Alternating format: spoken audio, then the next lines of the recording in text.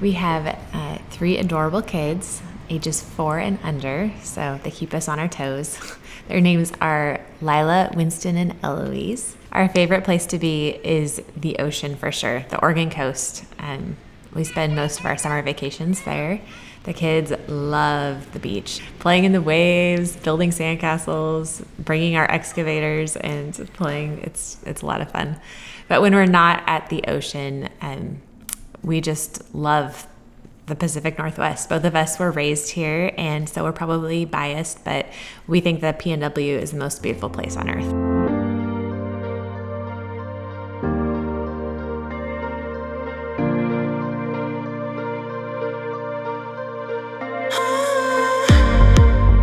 CJ and I met at church, so our whole relationship has really revolved around ministry. When we started dating, church planning was always in the conversation. And so when we got married, that was a dream that was in our hearts for sure, was to plant a church someday. And it kind of got put on the shelf for a few years as we started building our family. We started having kids right away, and we bought our first condo and graduated to a minivan, something we said we would never do.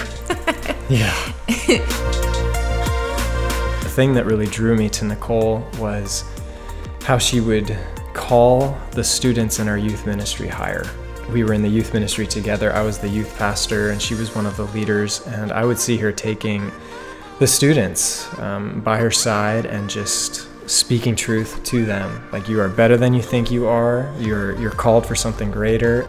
So Nicole has incredible eyes to be able to see people, not as they are, but as they could be. We were at a conference for church, and during one of the sessions, I remember the speaker was talking, and then all of a sudden I felt like God told me something. He said 2 words: "It's time." And I went to Nicole immediately after the session and I said, "Nicole, I feel like God spoke to me," and he said, "It's time." And I think he's talking about church planting. I knew that there was something on the horizon and just felt a stirring. So we went into this room where they had this big map on the wall, and it was for people that wanted to plant churches. And we took that pin and we put it in the map for Seattle because that's where God was asking us to go.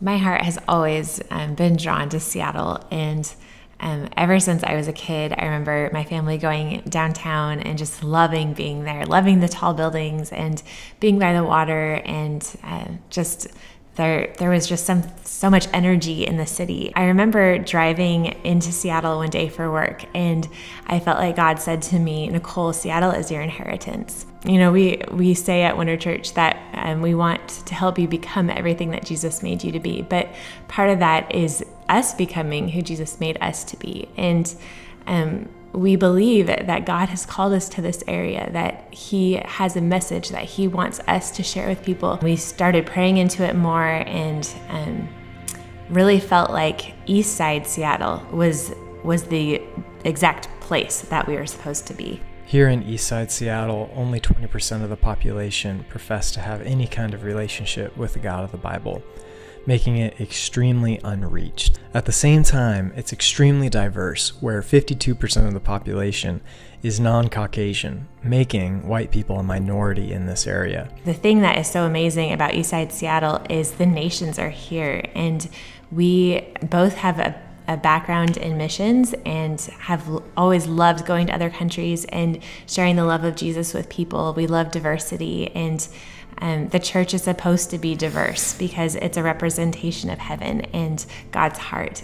When you factor in the diversity, the power in business, politics, and education, we see this area, Eastside Seattle, as a cultural epicenter, not just for the Pacific Northwest or the West Coast, but for the entire United States and even in the world. We see in this area a culture that is all about progress. We're trying to get higher, do more, be better.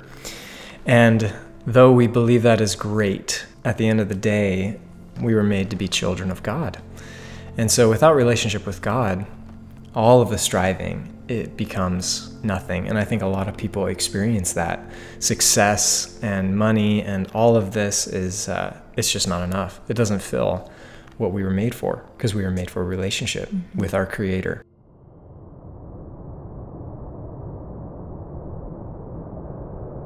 So we have always believed in people and desired for them to be the best they could be. But for me, I think the moment this was clarified as so important to the heart of God was when our first daughter was born, Lila. And I remember taking her home after she was born and holding her in my arms and praying over her. And I prayed this prayer. I prayed, God, help her to be everything she was made to be. Help her not to miss a single adventure, a single blessing, a single good thing that you have planned for her. Help her to get it all and not miss a thing. And I've been praying that prayer over her and all of our kids ever since. And I believe that is the Father's heart. It's God's heart for all of his people to get everything that he had planned for them, to not miss a single good thing that he has in store for them. And that is the heart of Wonder Church. Yeah. We want to help people be everything they were made to be. For us, it was really scary to step out. Actually, that's an understatement. It was extremely scary. I would say it was the most terrifying thing we've ever done. But we could not escape this feeling that this is what God was asking us to do. It really was not about starting a church. It was about doing what Jesus was asking us to do, about following him. And I think that we all have dreams that we chase after. We are much more interested in chasing Jesus than chasing a dream. And Jesus is so much better than anything we could have dreamed of. It has been so amazing to see God bless our efforts to spread the gospel in this area, to encourage people and share the love of Jesus with them. We believe that Jesus loves you. He loves people so much more than we realize. And that message has already begun to change people's lives.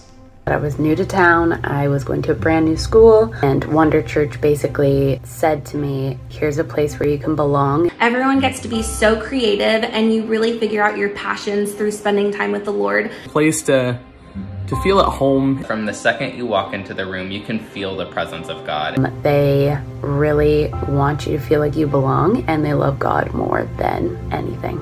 They really take their time to dig deep into full spiritual worship. There's so much humility and grace poured out over their mission, over what they want to do in Eastside Seattle. It's just an authentic place. No one's trying to be anything they're not. Everyone's just trying to love Jesus the best way they can. For me, Wonder Church really is a family. It is the healthy kind that helps you grow.